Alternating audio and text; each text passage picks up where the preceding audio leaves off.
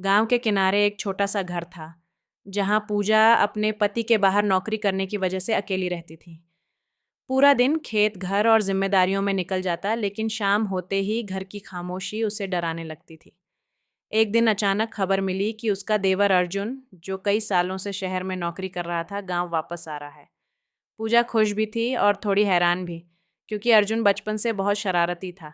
शाम को जैसे ही अर्जुन घर पहुंचा, उसने मुस्कुराते हुए कहा, भाभी, शहर की भागदौड़ से अच्छा तो अपना गांव है।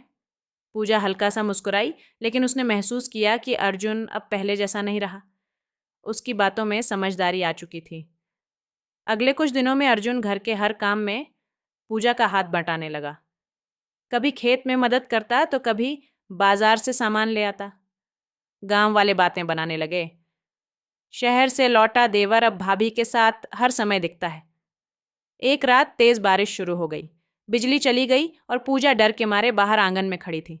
तभी अर्जुन ने लालटेन जलाकर कहा, भाभी, डरिए मत, मैं हूं ना।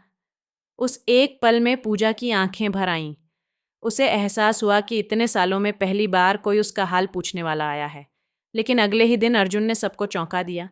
उसने गांव छोड़ने का फैसला कर लिया। पूजा ने हैरानी से पूछा, अचानक क्यों? अर्जुन मुस्कुराया और बोला, भाभी, रिश्तों की इज्जत दूर रहने में ही अच्छी लगती है।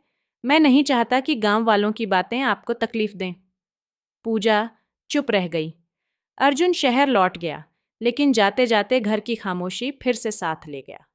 अब पूजा जब भी शाम को आंगन में बैठती, उसे अर्जुन की वो बात याद आती, मैं हूं ना,